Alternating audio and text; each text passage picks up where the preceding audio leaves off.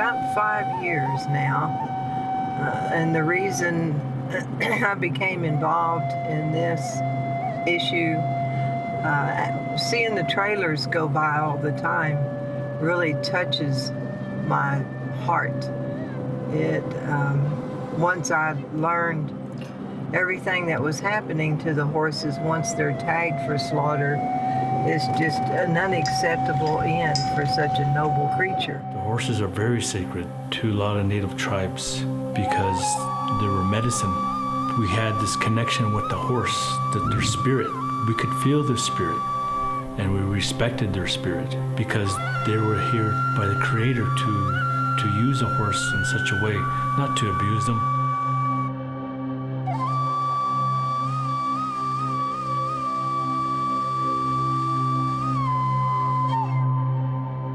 It breaks my heart to see that we just dispose of the old horses. Once we get to a certain age, we just go, oh, well, they're too old. And it's like, no, that's when they really have something that they can give, they can share.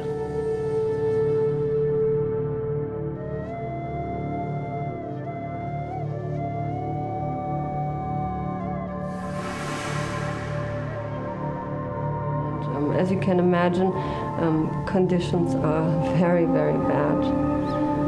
Nobody cares about these animals at this point. And there are only a price per pound that's left.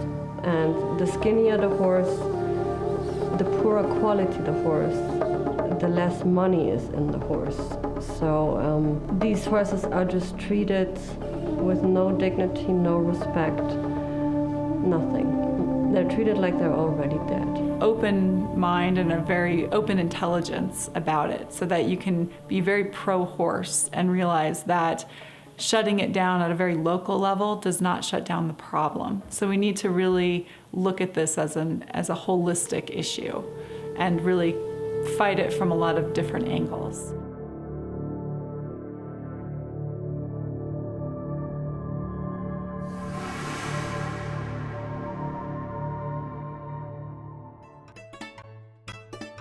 They embody the spirit of what I think we all long for, which is freedom, strength, grace, beauty. Really a driving force for me to use what I called for a long time in my marketing was painting with a purpose, to use the art to make a difference on their behalf. The purpose of the Children's Art Project was to bring awareness of the horse. And so we have found that through the love of the horse, and by bringing him to the forefront, whether it's through paintings or drawings, that people become more aware of the horse and what they're going through. We held our third annual last year, and we wanted to bring it back here to the beautiful square here in Santa Fe, and we just want to embrace the people and also bring awareness about what's happening with our horses.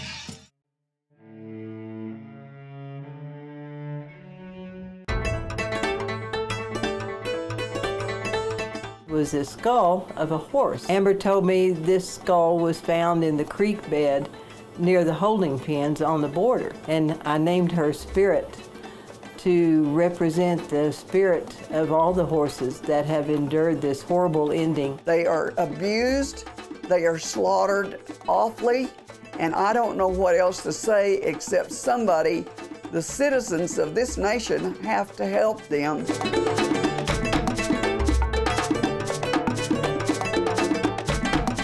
There are still thousands of horses going to Canadian and Mexican slaughter every year. We really have to work to ensure that the slaughter pipeline is stopped and that every single horse gets the dignified care that they need, particularly end of life, so that the slaughter cannot continue to be an option here. It breaks my heart every time a trailer passes by, but in turn, I make a promise to those horses that I'm here for them.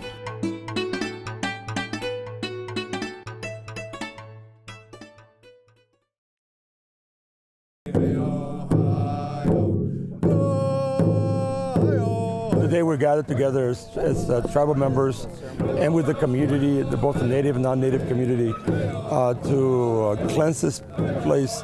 It's called the Cemetery of the Lipanes. I have relatives here, that's why I'm involved. That's what we're here to do today. sacred ground now. We're here to honor our ancestors. As an archaeologist, was to serve as an intermediary between the tribe and the state to scientifically record and document the cemetery itself. So I came out here and, recorded each and every grave. And so what we were doing today is we were putting up a temporary fence, and also in 2014, we successfully got the Texas Historic Commission to designate it antiquities landmark. The city, to thank the Lipan Apaches for what they're doing, came up with a proclamation. And so now the city, the county, the state, and the Lipan Apaches are coming together to bring us back to what it deserves. That is a burial site that's sacred, plus it's very historic for a place like Presidio.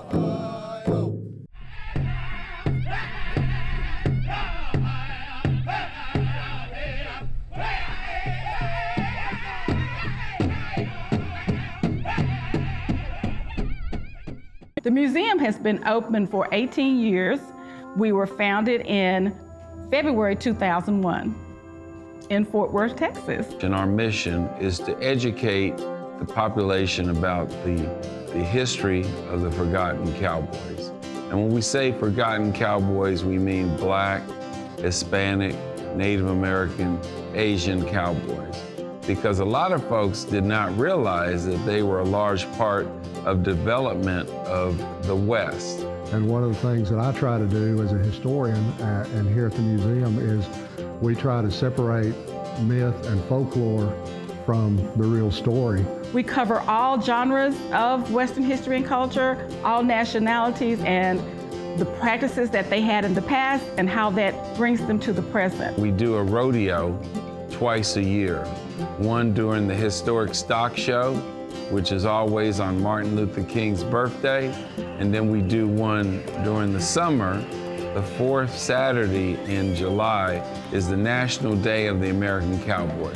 So we always do a rodeo and we do our Hall of Fame induction ceremony. We have over 120 inductees into the National Multicultural Western Heritage Museum that tells the past, present, and future of the history of the cowboy. The museum offers our Youth Western Heritage workshops, and those are programs that we invite school children to attend. They come Wednesday through Friday. We do 2 classes a day. We invite individuals who are actual historians to come in and talk about Western history and culture. I think here at the museum they teach that and help that, bring that part of history so the young people can see their past and so it'll influence their future. Because it took the past to get us to where we are today, so we should not forget that. And I'm very proud of all the museums that are taking the time to make an investment into the past history and teach the stories so that the next generation can experience it and understand the contributions that were made by those before them. The museum essentially promotes and preserves an important part of our history. And I think really gives a voice to those forgotten cowboys. The fact of the matter is the tourism industry all over the world is looking for things that are genuine, that are real. One of my goals is that if somebody scratches their head and says, you know, I didn't know that, then mission accomplished. I would hope that somebody would learn something that they didn't know when they walked in the door. Please come visit the National Multicultural Western Heritage Museum. We're located at 2029 North Main Street, Fort Worth, Texas, 76164, located in the historic Fort Worth Stockyard.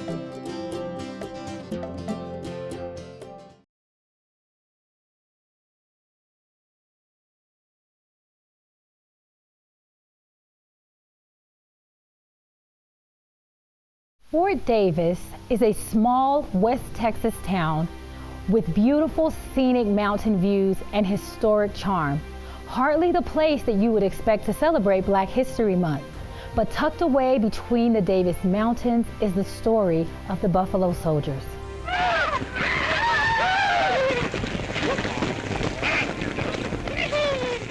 The nickname Buffalo Soldiers, and this is not written down anywhere, it's just word of mouth and theory. Cheyenne, watched and studied on these soldiers, and they started equating the black soldiers to the buffalo, the hair on the black man's head to the hair on the buffalo. But think about what the buffalo meant to these Cheyenne. It was everything. It was their food source. It was a sign of strength. What did they do with the buffalo? They used every part of the buffalo to survive. So it was actually a term of respect to these black troops. The first settlers of Fort Davis were the Buffalo Soldiers, men who broke the chains of slavery and made a commitment to serve their country in honor, with respect and dignity. They were the soldiers. They were the troops here for actually 14 years. Fort Davis was totally manned by black enlisted men. Some of their major functions was to escort the mail and the travelers using the stagecoaches, headed to California. Some accomplishments out here at Fort Davis. They built, thousands of miles of telegraph line. They put in a water system. They actually drilled a well and put in a steam pump and a pipeline that some of these structures here at Fort Davis actually had running water in the 1880s, if you can believe that. Probably one of their biggest accomplishments in the Southwest was what we call the Victorio campaigns. Victorio was a Warm Springs Apache war leader. 2016 was actually the 150th anniversary of the establishment of the black troops in the United States Army. So this is a long-standing tradition, They eventually become known as Buffalo Soldiers.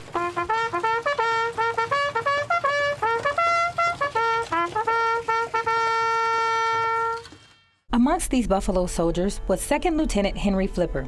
He was the first African-American graduate of the West Point Military Academy, and from there he served as a 2nd lieutenant for the 10th U.S. Cavalry, just one of 2 African-American cavalry regiments. A message needed to be delivered from where Flipper was to where, I believe, where Grierson. It's been estimated that this was, I think, about an 85 or 87 mile horseback ride. And Flipper did this without stopping. He had 2 charges brought up against him. There was an embezzlement charge and there was a conduct charge. And Flipper's job is to be the commissary officer, basically meaning he's in charge of the food supply. After his dismissal, Lieutenant Flipper worked for the U.S. Department of Justice as a special agent and interpreter, all along maintaining his innocence as he sought to clear his name. He never got the justice he sought before his death when he passed away in 1931 at the age of 75. Decades later, Lieutenant Flipper's legacy was felt throughout the fort and throughout the world when in 1999, President Clinton granted a full and unconditional pardon to Lieutenant Flipper, more than a century after his dismissal. Honor Flipper, the town decided to name the entry road of the fort Lieutenant Flipper Drive. We're learning more and more about Flipper and the Buffalo Soldiers as their nickname has become more and more every day. As we continue to celebrate Black History Month, the memories and stories of the Buffalo Soldiers remind us of where we've been and who we are. For more information, visit Fort Davis National Historic Site. For CBS 7 News, I'm Erica Thomas.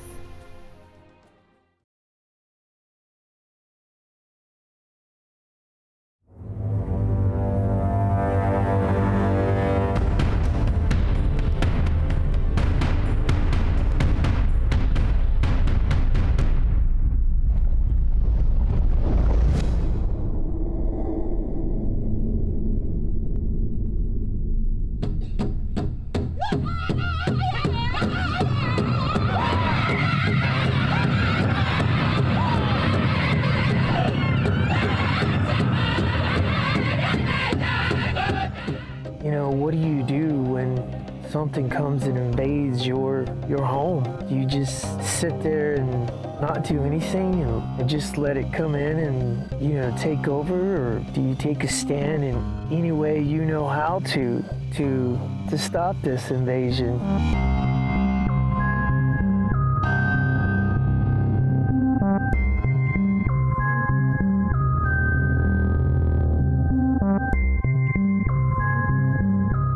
I never wanted to be a part of this. It just kind of came to me. I actually moved back here. Not but a year later, we heard about this invasion coming in. I was raised up here as a kid. You know, my ancestors had irrigated off these springs.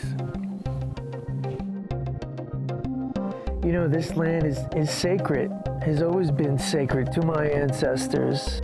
How do you take a step against the tyrant who wrote the book? How do you do that?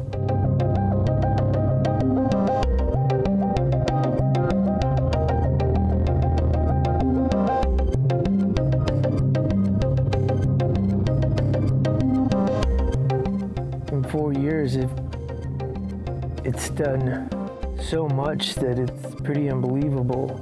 I mean, just in 1 year, Highway 17 from Pecos, Texas to Balmorhea it's gone. Seeing things and being a voice to those who don't have one, my tool is a lens. What steps are appropriate in trying to take steps?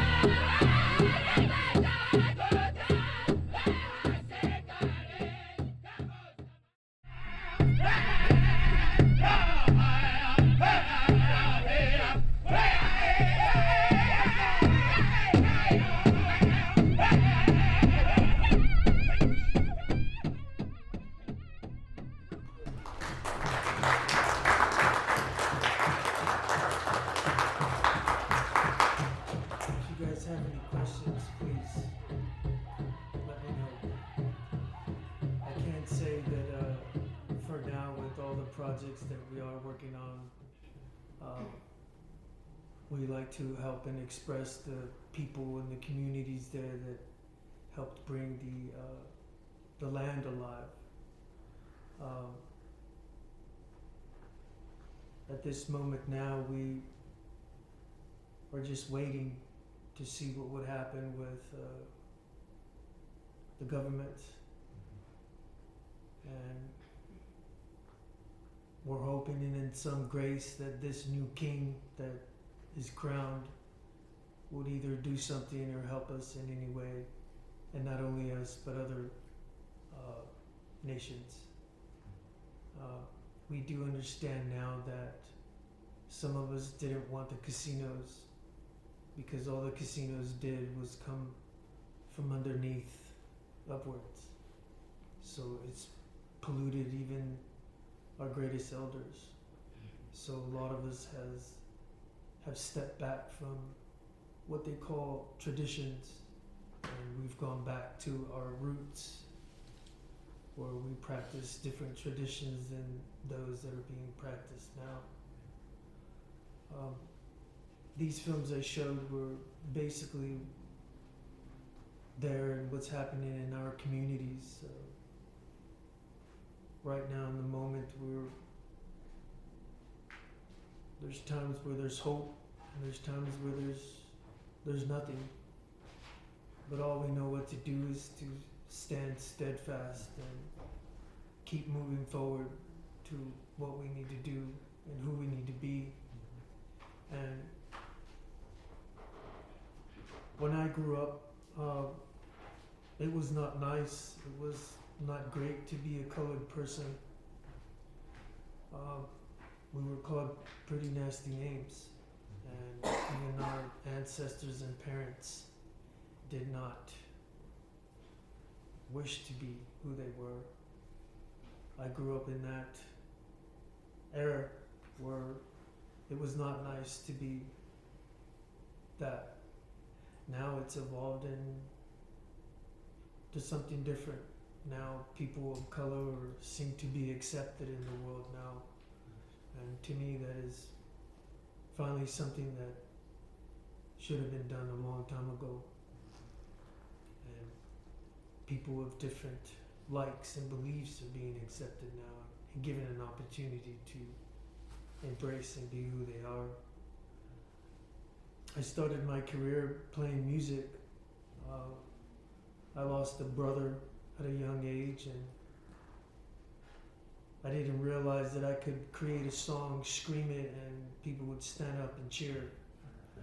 And that changed my life. So I ended up going on tour with Bob Marley Festival. Ended up doing a Lollapalooza tour. We ended up playing with Mars Volta. After a while, due to certain brothers in the musical industry, we got signed by Sony. And, a young kid getting a $70,000 check for the first time, it's a big deal. Well, our guitarist kind of stayed at his home for 3 months, and we found him with a needle in his arm. So that changed my story and everything. And then I decided to go country. So I ended up playing with George Strait and Clay Walker. So I went on tour with that and ended up getting a family. Decided that the road wasn't a place for me. So I got into the film industry from a brother. We were in college. And my first role, I had long braids at the time. And he said, I need a guy to get off a Harley Davidson with 2 guns and say, die, you effing pigs. So at that moment, I did it, and he goes, it's great. So that was it. And I ended up acting in B-rows, and then decided that I'd rather be behind the scene. So, and I started a career there, working with different companies. Discovery, National Geographic, and History picked me up, and I would be gone for 6, 7, 8 months, and I decided to back off that because of family. And I'm here today just doing what I'm always doing, and hoping that what we do and what we say can help the next generation and help ourselves and realize who we are in the world today. It's I don't know what to call it. I just know that if we stand strong and we respect and honor each other, that we can possibly pass this, because I know that our native people have already passed it once, but it seems like the attack is on all of us now. So let us learn from each culture. And it's not only us, it's African, it's even Jewish people who've gone through the chaos and madness. So I cannot stand here and say that it is all my culture. It is all of us, of all colors, who have been through a lot, through everything. But who are we and what are we right now? And what can we do to make a difference? And not only that, but what can we do to show and teach our children and those before them and after them? So, any questions? I got a question, and plus I'd like to congratulate you on the great work that you're doing. I like your work. Very nice. Well, you have to excuse me. I notice when projectors aren't so nice, because I do a lot of color correcting, and I think the people look too native, too red. So excuse me. I went and asked him why the color was off. So please excuse me on that. You can visit the YouTube and actually see the real color. So. My question was, what's the cost of your most productive? The cost of your one of your productions? What was the most you ever spent? We did I worked with the Alien Encounters 2 and 3, and each episode we did. I think that was 3. I think that was a second series, We did about 2 or 3 episodes, and you're looking at about 150,000 for each episode. The trailer you saw with the horses, that budget was about 80,000, and that was 80,000 because of the different locations, and then I needed to get permits, and then the funny thing is I was filming in different locations where I wasn't supposed to be, so let's just say I'm a mountain biker, so I jumped on that bike and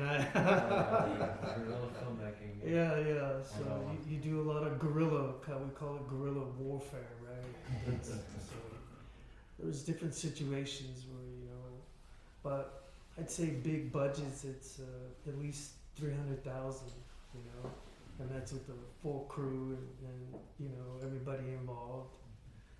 We're actually working on a project now with a brother that's actually from here. He has bipolar, so we're looking on doing a docudrama with him, and the budget is probably lesser because we're dealing with one character and then one location. So it all depends on the budget and different locations and areas where you film.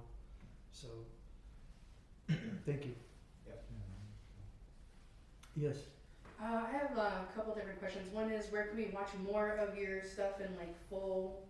And then my other one was like, how is it possible to get involved, like working with you possibly or anything like that? Oh, beautiful. You can visit sovietfilms.com. And I'm a co-director for the Latin and Native American Film Festival. So you can go there as well. And what we do there with the festival is we invite all Native people from all different areas. There's just not American or Native Americans, right? There's huge population of Native people across the whole world. And we leave a voice. We created the festival in order for them to voice who they are. Nowadays it's easier to get a lens and a camera and voice and see what is actually going on. So we were able to get that going so we could help educate, different communities. And I mean, they always say Americans are blah, blah, blah, blah, and they don't know. And honest truth is we really don't know what's going on in other countries. We don't know, the people. We don't know what the industry is doing. We don't know, diseases. We don't know what's coming in, out, and so we allowed that door to be open for all Native people, and not just Native people, but all people. It doesn't matter if you're half whatever or quarter or whatever. It is your spirit, and it's who and what you are that carries you. So, thank you. When's that festival? It's in March, so you can just you can Google it. It's Latin and Native American Film Festival. We call it LANAF. It's in Connecticut, believe it or not. Yeah, it's out of the Southern University there. So we help educate kids, college kids as well. We have to teach them that, listen, your judgment, your point of view isn't.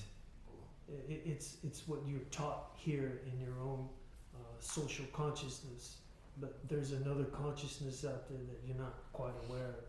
So we help to educate and show them that,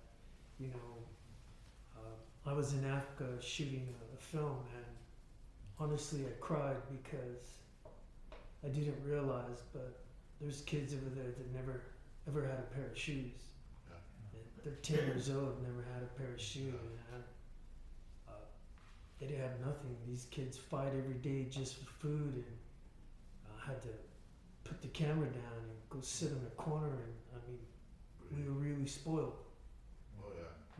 We are not open to understand the beauty that we have, how we take advantage of not opening our eyes, not only that, but our children. And in truth, technology is very beautiful, but at the same time, very dangerous. Very. So it's just being aware, being careful, and being, you know, you have your beautiful spirits and you have your dark spirits. Yes. And that's one thing that we have to always be aware of and take care of. I have a question about, familiar with what happened at Standing Rock. What was that, Dakota? What was that? It was a pipeline coming through. And when I saw what happened there, it brought to mind a First Nation prophecy that said something like, in the 6th generation of our people, there will be a rainbow tribe of peoples from all over the world who will come together with the First Nations and help heal the world. And it's Standing Rock because they were trying to prevent this pipeline oil company to drill there. And it was near sacred waterways. That there were people from all over the world who came there to be with the tribes, which I think were Lakota Sioux, I think. And many tribes. And they stood firmly with it. And there was he was representing the veterans who were there. There was a group of veterans who came to stand with them. And it makes me cry every time I hear this. The leader of the group got down on his knees, and there was a matriarch amongst the group there. And he said, I beg your forgiveness for what the American government did to your peoples in the past. And that was just one moment, and I think about what we can do when people really understand what happened in this country, you know, because that statement is very solid. Like, unless you're a member of an indigenous tribe, you're immigrants, you know. Many people who came here from, you know, maybe wanting a better way of life. Well, those people could have learned so much from the tribes that were here, and maybe in some ways they did, but in other ways they violated that trust.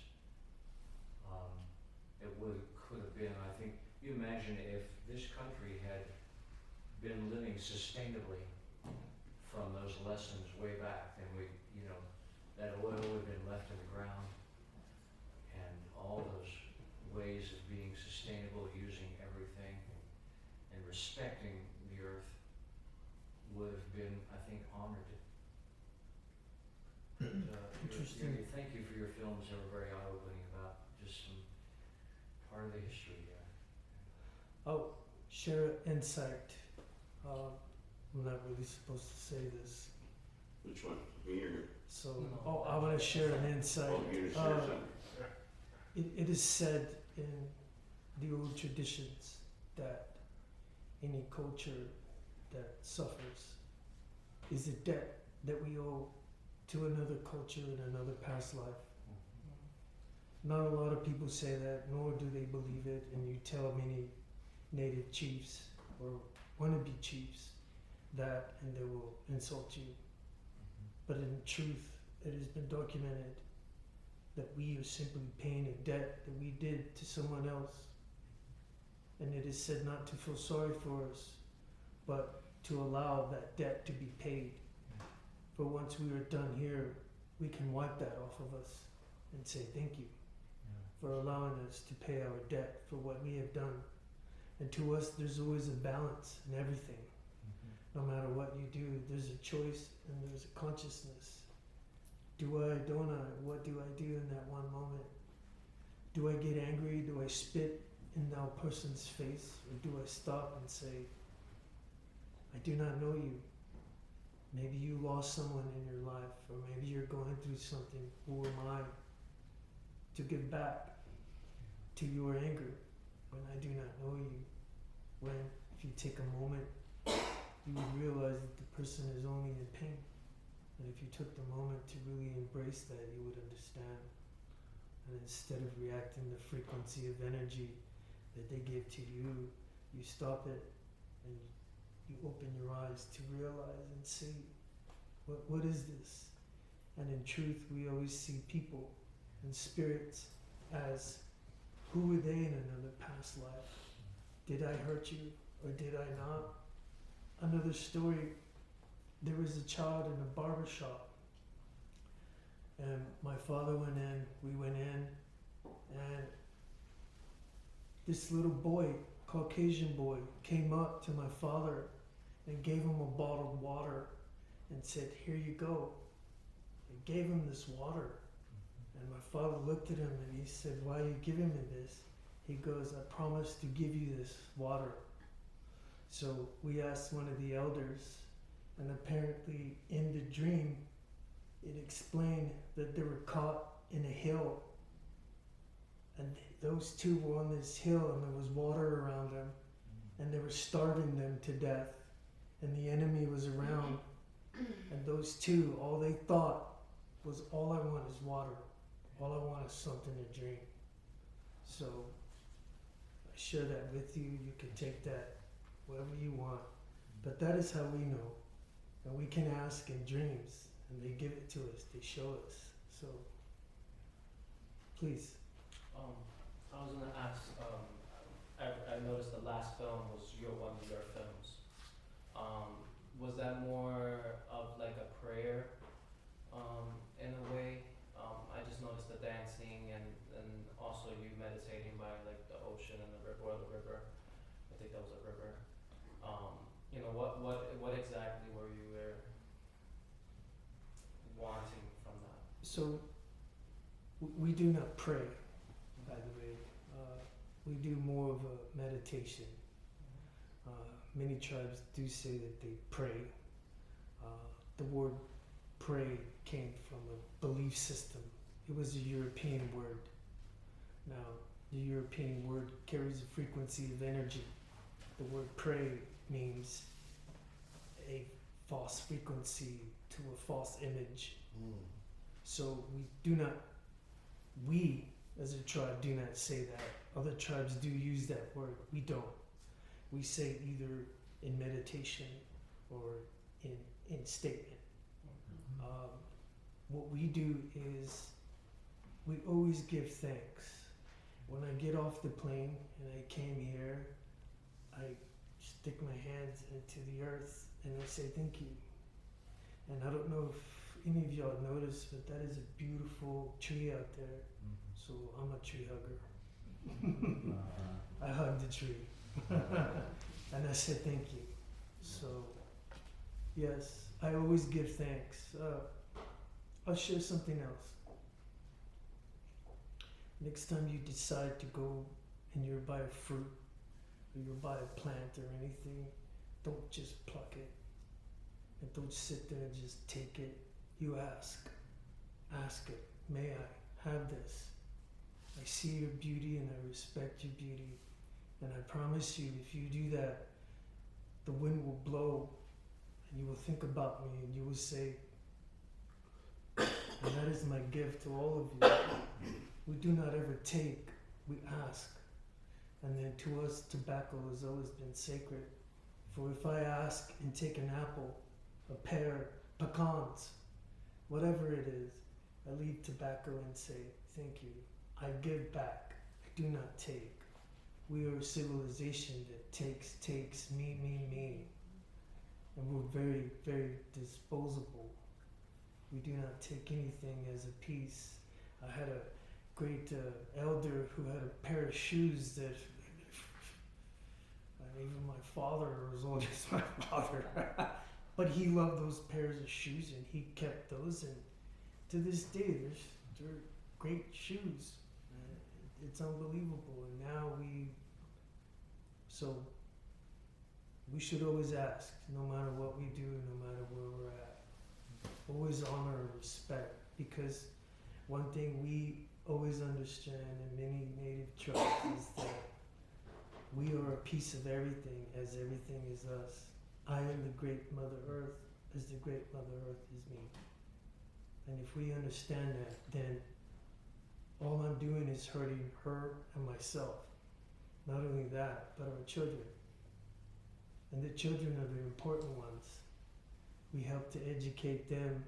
We help to let them know of this knowledge and it not being swept away in our material life. For it is material that is fracturing who and what we are, our spirit, our freedom, our choice. Had a two-part thing. First, what are the biggest challenges in your community's youth, with their youth? What is their biggest challenge these days? So, to some of you who do not know, there are some communities that some Native people are taking their kids away because you're either going to be an alcoholic or a drug addict. That's it. That's your life. And you get a paycheck every quarterly. So you don't have to do anything. You don't have to go anything. You don't. And so you're stuck in a pattern of frequency that does this every time. And we come in to try and break it, and they call us okwats. Okwat in our language means white thought, the white man thought. And I say no, that is inaccurate, because look at who and what you are and understand that what was given to us from that is now different. There are many cultures and people, even the Okwats, that love and respect who and what we are. So we need to see that and embrace it. Let go of the past. Why? And what are we teaching that? And what are you doing? You're buying alcohol and you're giving it to the elders when you know you're not supposed to. And it's a nonsense pattern. And for those of you who think it's spiritual, we are few. We are few that still stand spiritually. And the other ones have all just been materialized, following the mob, following what the media says and does, and being a part of that instead of stepping back and understanding who and what we are. What are we to ourselves? When we look in the mirror, what do we see? Do we see a face? Are we disgusted, happy with it? Or do we see the spirit, the circle with 7 energy points? So, and do you think the disconnect, the social structure of today's society is pulling everyone? Because I've met people that are bringing back their Gaelic traditions. I've met people that are bringing back their Viking, well, it's not Viking, but I forget what they call it. Celtic. Yeah, Nordic, thank you. Nordic communities building again. So, do you think that disconnect makes people not care about Mother Earth, the water, whatever it may be? And do you think that is happening to Native kids today? You know, this is me, but I believe that people's spirits are waking up, because everyone in here, I know that you know that something is not right. Something is not accurate. These different kings speaking poison tongue, and these different nations and these different entities playing games. And if you see the game that is being played in what we call social media, we are starting to open up, all of us are.